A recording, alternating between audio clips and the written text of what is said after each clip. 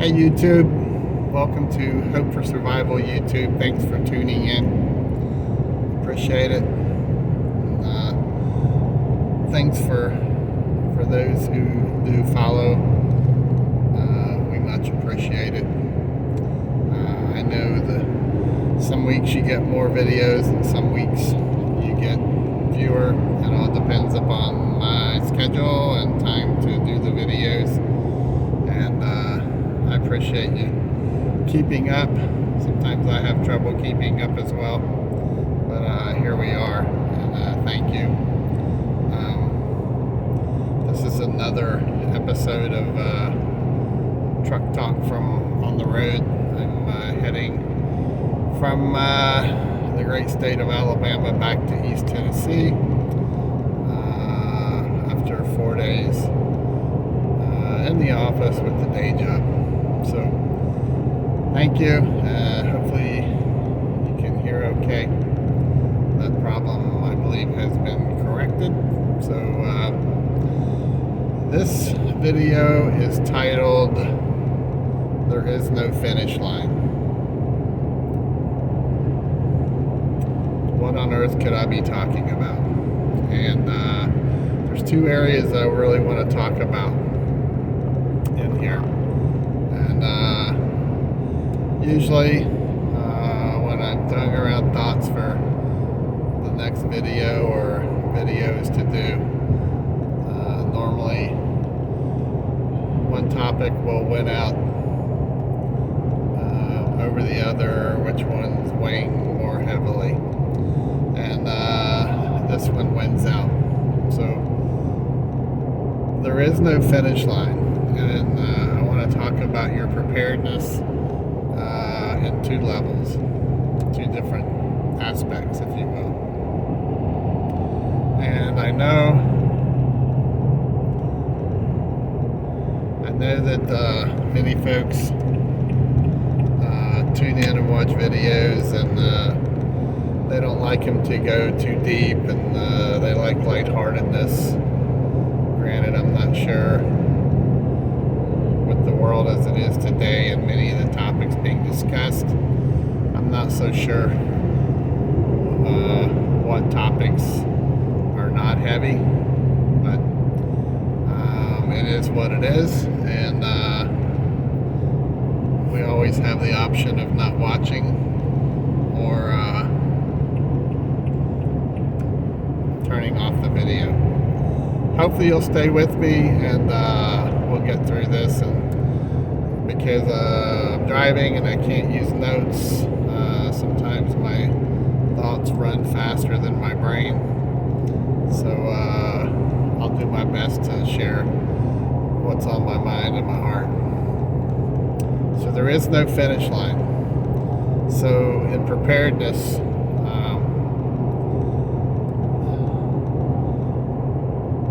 we wake up each day, and we all have our own routines, and how much time we spend preparing and focusing, and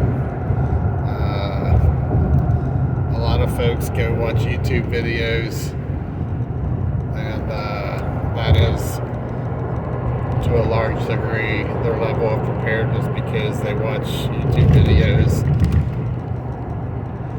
and they know what's going on. That's not really preparedness, but to each his own. And we might look at our different areas of preparedness: food, water, shelter, security, communications, medicinal, and we might personally say, I'm checking the block. There's not much more that I can do in this area. And what I'm saying to you here in this video applies equally to myself, because when I was having these thoughts, it was myself. It was myself that I was critiquing. Okay, so I wanted to share it with you, and feel it applies to you, then good. So we look at all these different areas of preparedness, and we either accept where we're at, or we work and strive to better different areas. It might be getting resources, putting resources away, working with the family, working with your community, taking classes, getting better skills, learning more, sharing it with others. That's bettering where you stand in preparedness, okay? And there's so many different things out there that could be potential threats coming at us. You know, Mother Nature has been wreaking havoc across the United States. We're getting ready to go into hurricane season. We've had a lot of natural disasters with rain, hail, floods, tornadoes. Many of these are in the central states that it's going to impact the summer crops again for about the 5th, 6th, 7th year in a row. And we went into this season, this food growing season, already with looming food shortages, okay? This is going to make it worse.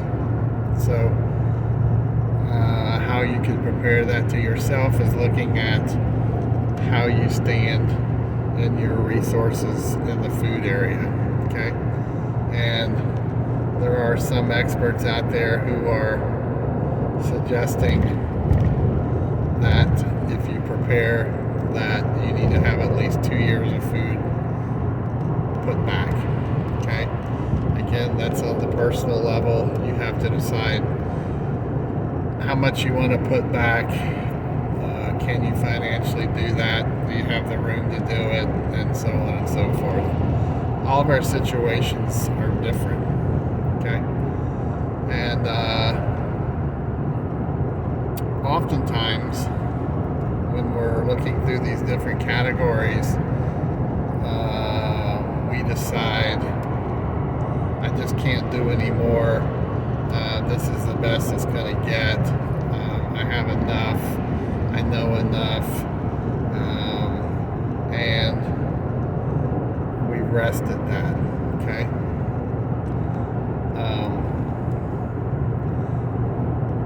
Just like as individuals, we may decide today is the best it's going to get, and we accept that.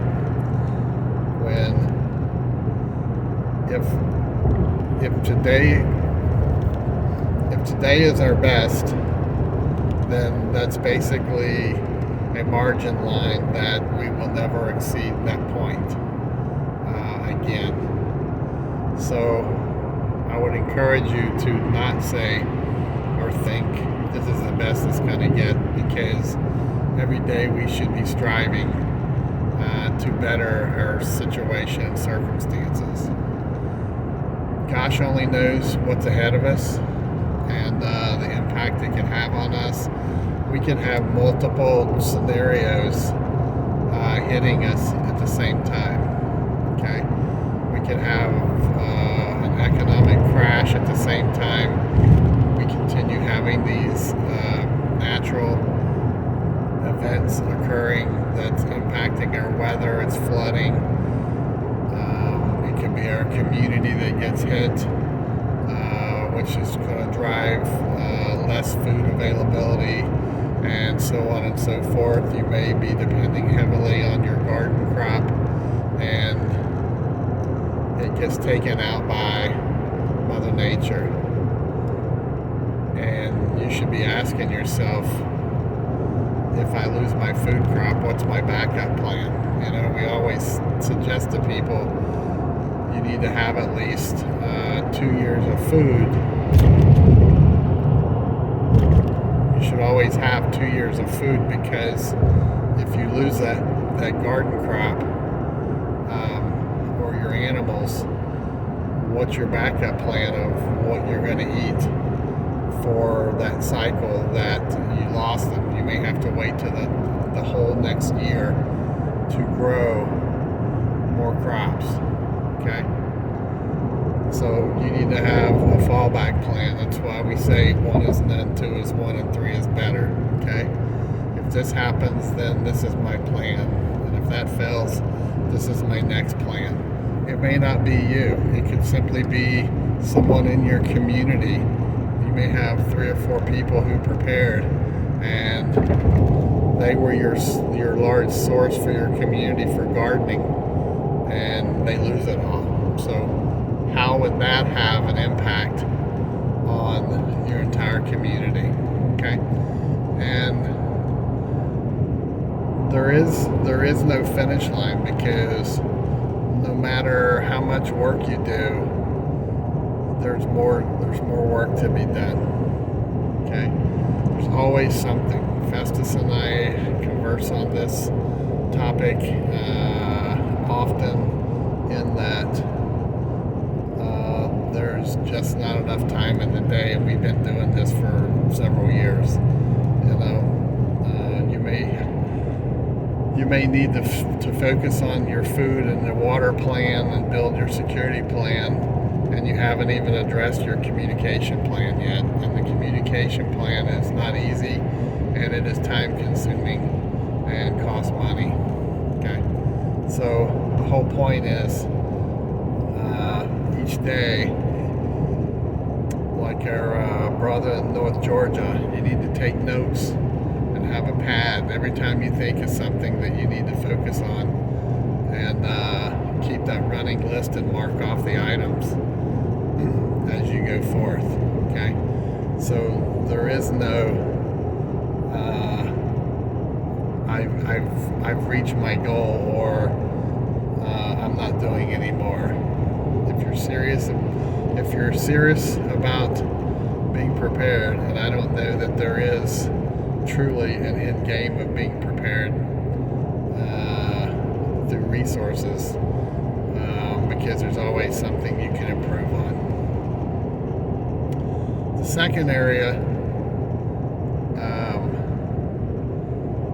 that I wanted to hit on is, we always talk about how we as individuals, first and foremost, we need to focus on our physical, psychological, and spiritual well-being. And on the spiritual side, I think something that has happened in our country over the years, oftentimes, and in people that I talk with, when we talk about a spiritual realm and spiritual well-being, and everything that's taking place, and spiritual growth, is the price of grace wasn't cheap. And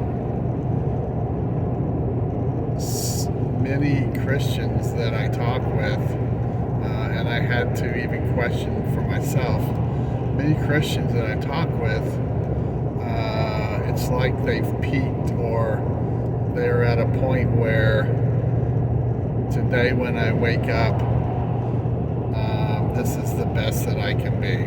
And none of us are perfect, right? And there's always room to improve on our spiritual walk, and our personal relationship with the Lord. And I think we're all different to some degree in our spiritual walk. There's some folks who don't want to talk about it outside their home. It's personal between the individual and the Lord, and so on and so forth. Okay? That's an individual choice, but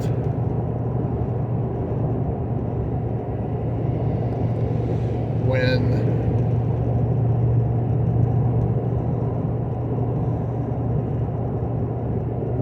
we wake up and we do the same things over and over and over, and we tell ourselves, yep, I woke up, I prayed before breakfast, lunch, and dinner, and I went to church on Sunday. That's my spiritual walk.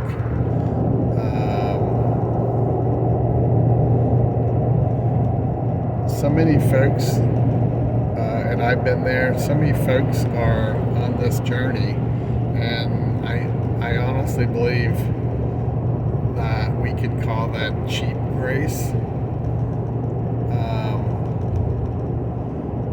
because the fact that we are not praying outside of our meals, we're not waking up and having alone time, reading the Word, we're not praying, looking for guidance on what the Lord wants us to do today, because in serving Him, it's very easy to get in a habit, for all of us. It's very easy to get in a habit of, because we've been saved, we accept it at that, okay?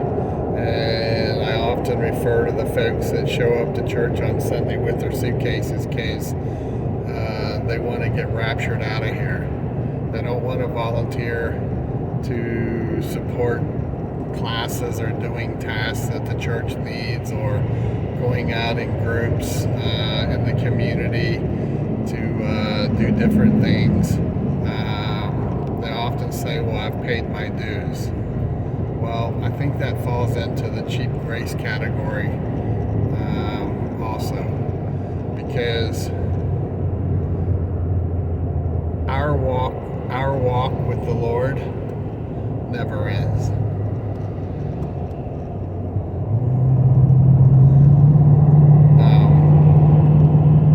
Our building our relationship with the Lord never ends, right? We are sinners, and every single day should be a day where we try to better the person that we are in that walk and journey, because honestly, the preparedness things are important here on earth, but our spiritual walk is more important. All right, and sometimes that can be difficult. Sometimes folks get a burr in their butt because of something that maybe happened in the past in a church, or with a church member, or a friendship, and it's like the church always gets blamed and they don't go back. But the church is a building. The church is not going to get you to heaven. All right? That goes again to, are you walking the faith walk through cheap grace, and you basically wake up and say, well, this is the best it's going to get because this is the best I can be. And that's basically saying